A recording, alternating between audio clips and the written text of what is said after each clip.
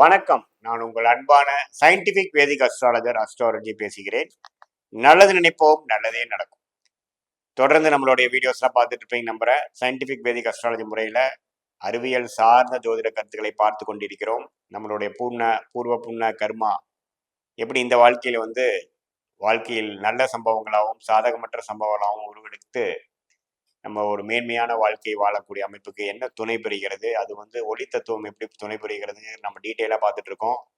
அந்த அடிப்படையில் இந்த வீடியோவில் பார்த்தீங்கன்னா மார்ச் 2025 தனுசு ராசிக்காரர்களுக்கு எத்தகைய ஒரு பலாபலன்கள் கொடுக்கக்கூடிய ஒரு மாதமாக இருக்க போகிறது நம்ம பார்க்க போகிறோம். அதுக்கு முன்னாடி ஃபர்ஸ்ட் டைம் வரவங்க மறக்காமல் சப்ஸ்கிரைப் பண்ணுங்கள், ஃப்ரெண்ட்ஸ் அண்ட் ரிலேட்டிவ்ஸ் ஷேர் பண்ணுங்கள்.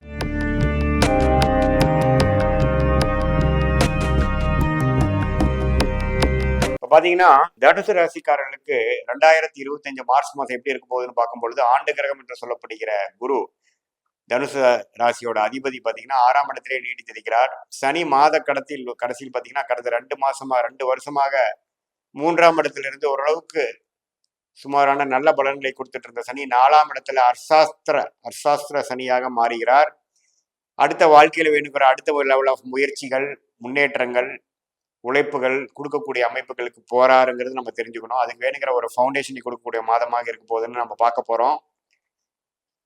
ஸோ ராகு 7ஆம் இடத்திலும் நம்ம 4ஆம் இடத்திலும், கேது 10ஆம் இடத்திலும் நீடித்திருக்கிறார். குரு பார்வை குரு கேது பெறுகிறார். இது எந்த மாற்றம் இல்லை. இது ஏப்ரல் மேக்கு அப்புறம் தான் குரு சனி, குரு ராகு கேது பயிற்சிகள் வரை போகிறது. அது சில மாற்றங்களை கொடுக்க போகிறதுங்கிறது நம்ம பார்க்குறோம்.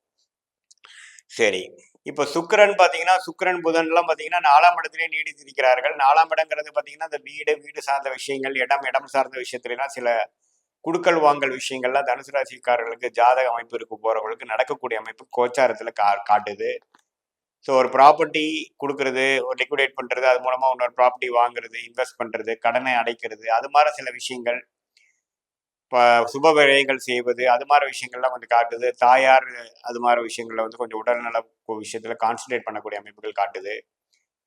அதே சமயத்துல வாழ்க்கையில அடுத்த லெவல் ஆஃப் முன்னேற்றங்கள், வேலை, இப்போ ஐடி துறையில் இருக்கிறவங்களாம் பார்த்தீங்கன்னா ஒரு ப்ராஜெக்ட்ஸ், டைட்டான ப்ராஜெக்ட்ஸ் கிடைக்கிறது, ஒரு பிஸியான ஒரு அமைப்பு கொடுக்க போகுது.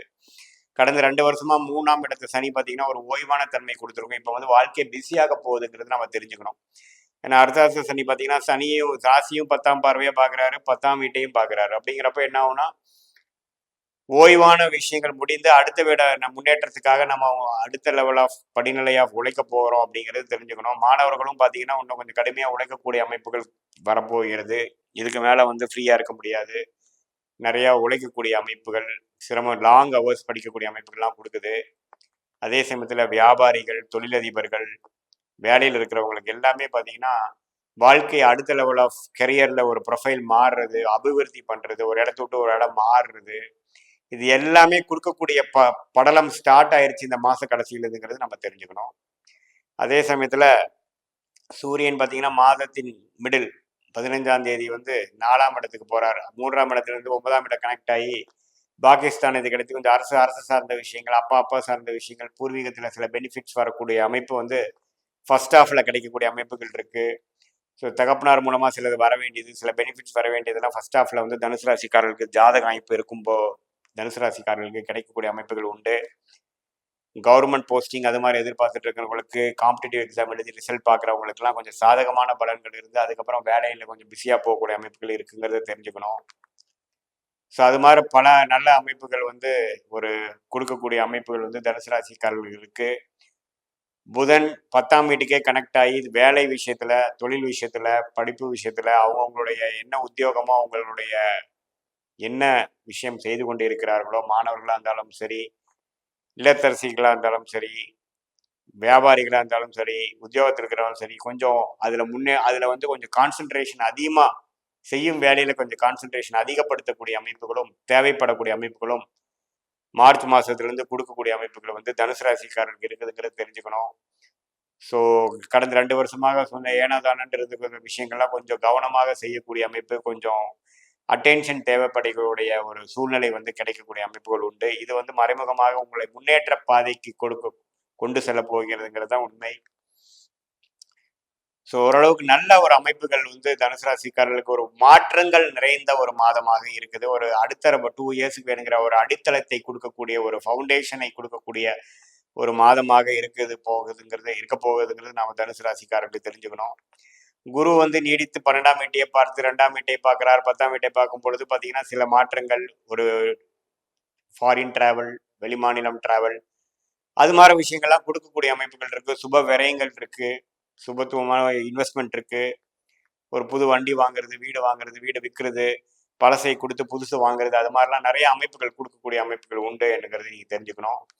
இது பொதுவான பலன்களை தவிர உங்களுடைய ஜென்ம ஜாதகத்துல உங்க தசாபுக்திகள் எப்படி போய் கொண்டிருக்கிறது, உங்களுடைய லக்னம் என்ன, இந்த லக்னத்துக்கு தசநாதன் புக்திநாதன் என்ன ஆதிபத்தியம் பெறுகிறார்கள், உங்க லக்னாதிபதி வந்து எந்த ஆட்சி உச்சம் இருக்காரா, பகையில இருக்காரா, தசநாதன் எப்படி இருக்கிறார்.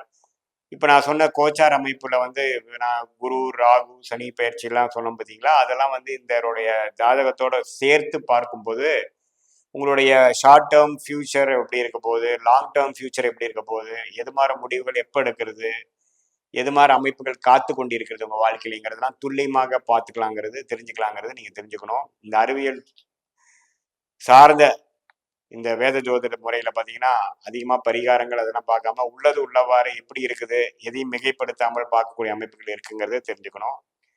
இது பொதுவான பலன்கள் தான் அப்படிங்கிறது நீங்க நேயர்கள் புரிந்து கொள்ள வேண்டும். மீண்டும் மற்றொரு காணொலியில் சந்திப்போம். நன்றி, வணக்கம்.